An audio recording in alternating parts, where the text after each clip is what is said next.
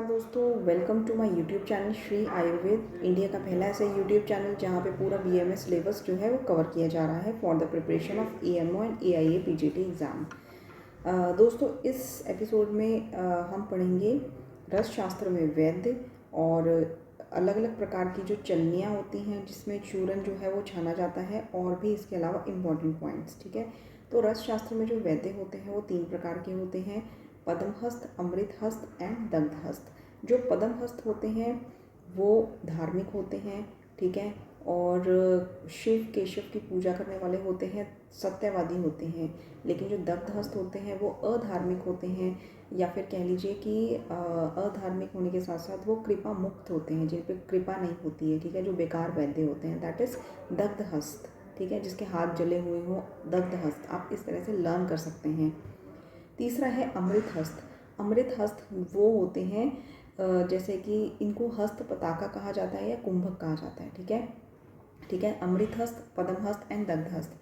इसके बाद है चलनियाँ। 3 प्रकार की चलनियाँ होती हैं। सबसे पहले नंबर की जो मोटा चूर्ण छानती हैं, जिसको हम वेणु की शलाका से बनी चलनी कहते हैं, वेणु की शलाका। ठीक है, सेकंड वो होती हैं जो वेणु से बनी चलनी होती है, मतलब कि इसमें छोटे छोटे छिद्र होते हैं। थर्ड चलनी वो होती है जो करवीर, ठीक है, जिसको हम कर्णिकार कहते हैं, या फिर शल्लकी एंड शालमली या फिर हरिजात। करवीर, शालमली, हरिजात, इनमें से किसी एक पेड़ की जो है लकड़ी लेनी है। उस लकड़ी को गोल आकार में बनाकर उसके तले पर हमने घोड़े के बाल लगाने हैं, या फिर कोई भी वस्त्र लगाना है, जिससे सूक्ष्म से सूक्ष्म, अत्यंत सूक्ष्म चूर्ण जो है वो छाना जाता है।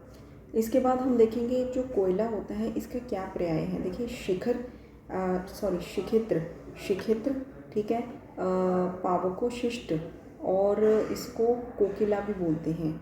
ठीक है, कोकिल, शिखित्र एंड पावकोशिष्ट, इसको ये कोयले के पर्याय हैं। सेकंड, इसकी जो मूषा होती है इसके क्या पर्याय हैं।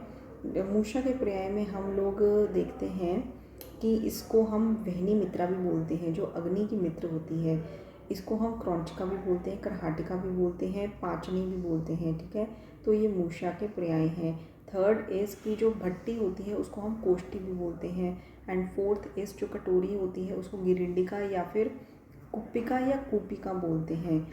एंड फिफ्थ इज़ जो उपला होता है इसको हम पिष्टक बोलते हैं, उत्पल बोलते हैं, गिरिंड बोलते हैं, साठी बोलते हैं, छागड़ बोलते हैं, क्षण बोलते हैं, उपल बोलते हैं। ठीक है, एंड इसके बाद मैं आपको बताती हूँ कि जो अष्टलोक पूजा होती है उसमें कौन कौन से प्रकार का जो लोक होता है उसकी पूजा किस डायरेक्शन में की जाती है। तो आइए एक चार्ट से समझते हैं। देखिए, अगर हम नॉर्थ में देखें तो उत्तर में हम पूजा करेंगे तीक्ष्ण लोक की, मुंड लोक की और मति लोक की। फिर उसके बाद ईस्ट में स्वर्ण और चांदी की, सोना चांदी की पूजा होती है। एंड साउथ में नाग और ताम्र की पूजा की जाती है। एंड वेस्ट में व से वेस्ट, बंगाल मतलब कि, एंड व से वंग। ठीक है, तो वंग की और कांत लो की वेस्ट में पूजा की जाती है।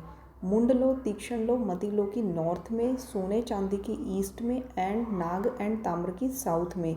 तो इस तरह से अष्टलोक की पूजा की जाती है। ये क्वेश्चन स्पेशली नॉर्थ में कौन से प्रकार के लोक की पूजा की जाती है ये आ चुका है। इसके बाद दोस्तों हम पढ़ेंगे रसलिंग के बारे में। देखिए, रसलिंग मतलब कि जैसे शिवलिंग होता है वैसे रसलिंग है।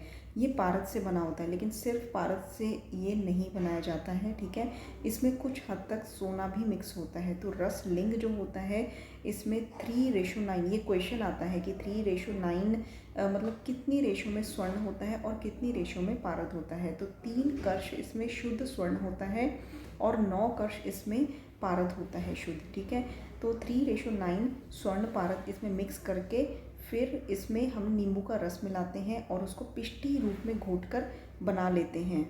साथ में कांजी भी मिलाई जाती है। ठीक है, अब ये जो पिष्टी होती है हमने इसको जंबीरी नींबू में रखकर कांजी में मतलब पकाना है, और फिर इसको मतलब कि शिवलिंग रूप में जो है हमने इसकी स्थापना करनी है। ठीक है, ये हो गया रसलिंग। इसमें हमने एक तो रेशो याद रखनी है। ठीक है, बाकी पिष्टी इसकी बना लेनी है पारद और स्वर्ण की, और उसमें नींबू में, और उसके बाद उसमें कांजी में। ठीक है, पिष्टी बना के हमने शिवलिंग बना लेना है। और दूसरा क्वेश्चन ये है कि जैसे रसलिंग है तो इसके नॉर्थ में किस चीज़ की स्थापना करी जाती है, साउथ में, ईस्ट में, वेस्ट में किस किस चीज़ की स्थापना करी जाती है। तो रसलिंग के नॉर्थ में, उत्तर दिशा में महाकाल की स्थापना होती है एंड दक्षिण दिशा में कुलीर जो गण होते हैं उनकी स्थापना होती है, और ईस्ट में नंदी की स्थापना एंड वेस्ट में भृंगी की स्थापना होती है। ठीक है।